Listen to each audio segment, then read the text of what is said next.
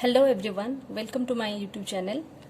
In the last video, we have discussed about the structure of human ovum, and in this video, I am going to discuss about the different phases or the process of fertilization. So, when we define fertilization in a single line, it is the fusion of haploid male and female gamete.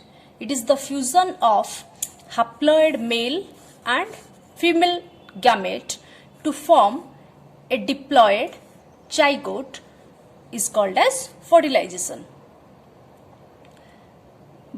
This definition is so simple, but the process is not so simple. There are many steps involved in this process. Among these, the first step is the approach of sperm to ovum. What is the meaning of approach of sperm to ovum? Now, how the sperm is going to reach near the ovum?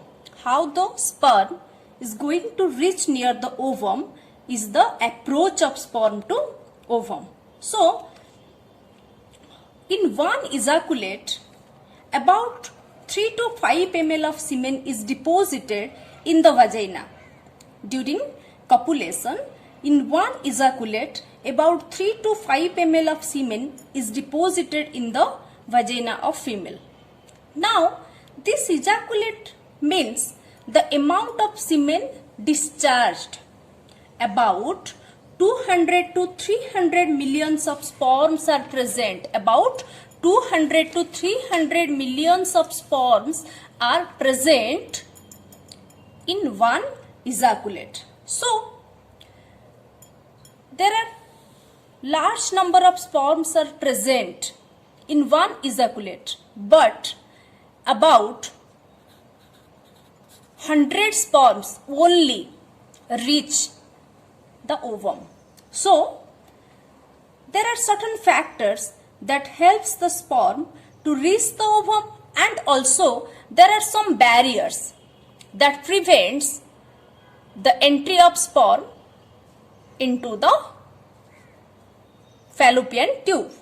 So, what are the factors that helps for the movement of sperm, and what are the barriers that prevents or that provides resistance against the sperm? So, first we will talk about the factors that helps for the movement of sperm. So, first one is the lashing movement of the tail. The tail that provides movement to the sperm.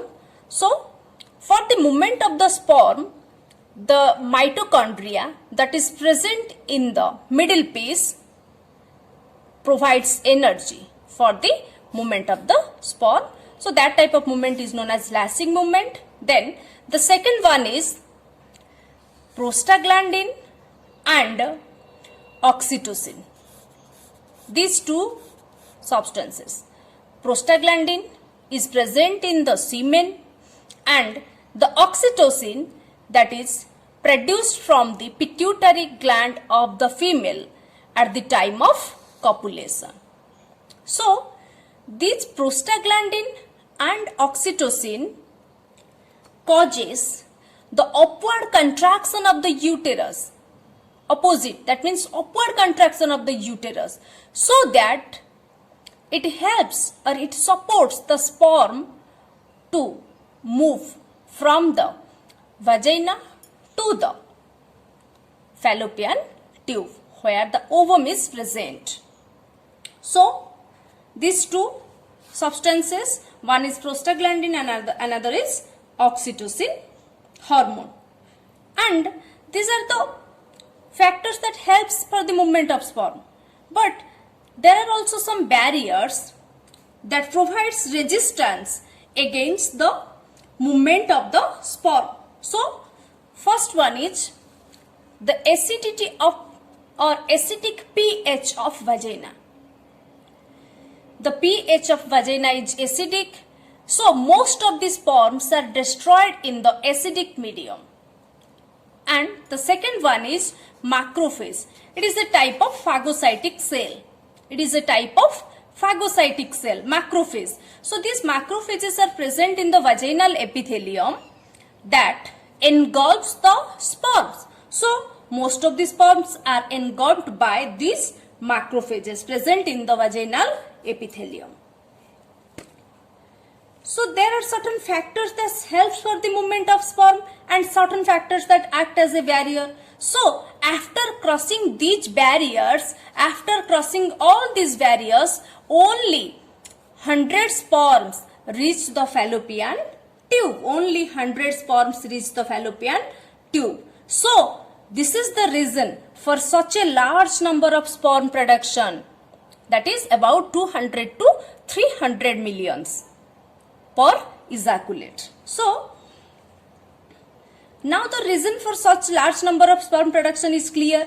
If the number of sperm production would have been small or very few, the sperms would have been destroyed, and so no sperm would be able to reach near the oviduct. That means there would be no fertilization at all. So these are the factors that helps for the movement of sperm and that act as a barrier. So after crossing all these barriers, sperm reaches near the ovum. This is the approach of sperm to ovum.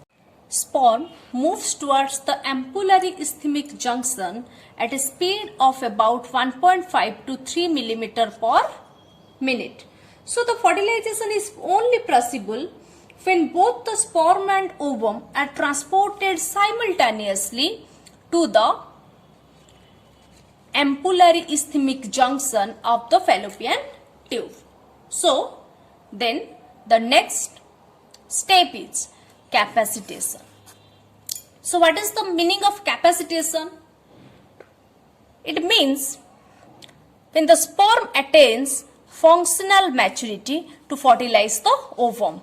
So during its transportation or during its movement from the vagina to the fallopian tube, this process of capacitation takes place.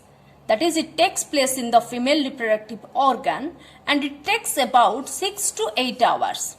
So there are two important changes that takes place during capacitation are: first one is removal of glycoprotein and sterols from the acrosome membrane. This is the structure of head of sperm, and this conical portion or this steep portion of the head is known as acrosome. This acrosomal membrane contains glycoprotein and sterols. So in the female reproductive tract, there are some substances that removes these sterols and glycoproteins. So the acrosome membrane becomes weaker and permeable. So the acrosome membrane becomes weaker and permeable. The second one is the calcium ions are taken in to the sperm, so the activity of sperm increases. As a result, the sperm becomes more active. And swims faster. So as the membrane becomes weak and permeable, the acrosome can release sperm lysine. That is why we are calling this capacitation is getting functional capability.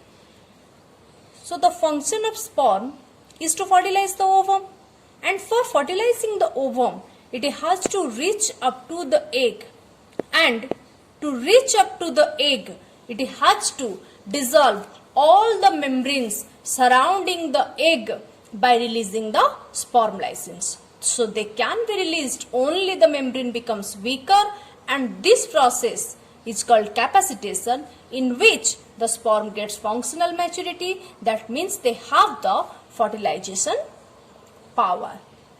In the next video, I will discuss about the rest of the phases of fertilization. Thank you for watching the video.